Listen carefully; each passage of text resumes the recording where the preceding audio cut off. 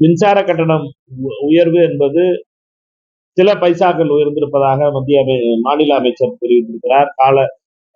இதை பொறுத்தமட்டிலே இந்த பழுவும் மக்கள் மேல் வராமல் எப்படி இருக்க வேண்டும் என்பதை பார்க்க வேண்டியது அவசியம். ஆனாலும் கசப்பு மருந்து சாப்பிடுவதைப் போல அது சாப்பிட வேண்டியதா இருக்கிறது. இது மத்திய அரசு தொடர்ந்து தமிழகத்தை வஞ்சிக்கிறது. பல வகையிலே நிதி ஆதாரங்களை கொடுக்காதனுடைய விளைவாகவும், பல வகையிலே தமிழகத்தை வஞ்சிக்கின்ற மோடி அரசு தொடர் பார்வையாலும் நிதி பற்றாக்குறையின் அடிப்படையிலே இந்த சுமையை மக்கள் மீது வந்து இறக்கப்பட்டிருக்கிறது. இதை ஒரு கசப்பு மருந்தாக நாம் ஏற்றுக்கொள்ள வேண்டும்.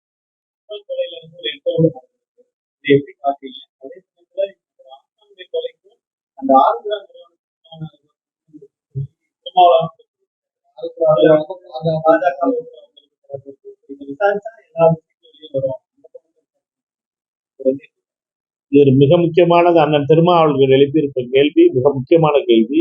குறிப்பிட்ட விதத்திலே திரு அண்ணாமலை அவர்கள் கொதித்து முதலிலே சிபிஐ என்கொயரி வேண்டும் என்று கேட்டதற்கும், அதே போல திரு செல்வ பெருந்தகை மீது தனிப்பட்ட தாக்குதலை நடத்தியதற்கும் காரணம் இதுதான். இந்த காரணத்தை அவர் மறைப்பதற்காகத்தான் திசை திருப்புகின்ற RSS சொல்லிக் கொடுத்த அதே திசை திருப்புகின்ற அந்த பாடத்தை இதிலே கையாண்டிருக்கிறார்.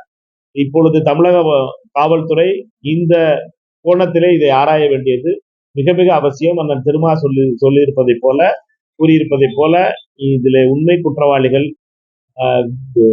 பாஜகவை சேர்ந்தவர்களாக இருக்கிறார்களா என்பதையும் ஆராய வேண்டியது காவல்துறையினுடைய கடமை. அதுக்கான வேலைகள்லாம்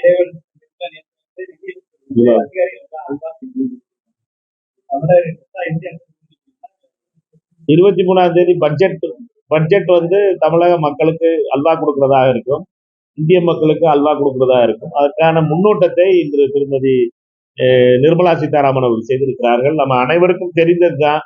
தேர்தலுக்கு முன்னாலேயே இவர்களுடைய பட்ஜெட்டை பொறுத்த மட்டும் இது வெறும் கார்பரேட்டுகளுக்கான பட்ஜெட், பெரும் பணக்காரர்களுக்கான பட்ஜெட்டாக இருந்தது தேர்தலுக்கு முன்னாலும். இப்பொழுதும் இவர்களை பொறுத்த மட்டிலே இவர்கள் பெரும் பணக்காரர்களுக்கான பட்ஜெட் தான் கொடுக்க போகிறார்களே ஒழிய சாமானிய மக்களுக்கு, குறிப்பாக 100 நாள் வேலை செய்கின்றவர்கள் தொடங்கி சாமானியர்களுக்கான எந்த திட்டமும் வருமா என்ற இயக்கம் இருக்கிறது. நம்மை பொறுத்த மட்டிலே வர வேண்டும் என்ற நம்பிக்கை இருக்கிறது. கடைசியில் ஒரு கூட்டணி ஆட்சியிலே மோடி அரசு செயல்படுகிறது. இப்பொழுது இவர்கள் உண்மையிலேயே மாறி இருந்தால் மக்களை பற்றிய சிந்தனை உள்ள பட்ஜெட்டை தருவார்கள் என்ற தர வேண்டும் என்ற கோரிக்கையை வைக்கும்.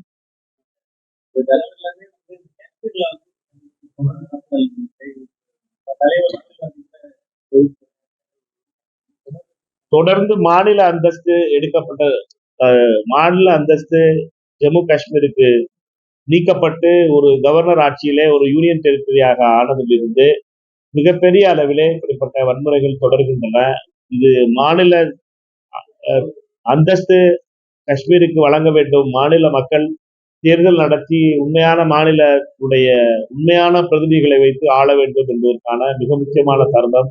மத்திய அரசு 6 ஆண்டுகளாக சட்டவிரோதமாக சட்டமன்ற தேர்தல் நடத்தாமலும், தொடர்ந்து அந்த மக்களுக்குள்ள அதிகாரங்களை வழங்காமலும், மாநில அந்தஸ்து வழங்காமலும் இருப்பதற்கு இது ஒரு வெளிப்பாடாகவே தெரிகிறது.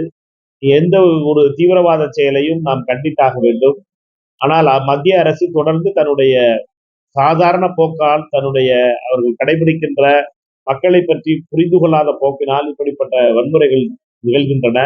வன்முறையில் உயிரிழந்தவர்களுக்கு, உயிர்ந்தவர்களுடைய குடும்பங்களுக்கு எங்களுடைய அஞ்சலி செலுத்தும். சரியா? ரைட்டுப்பா.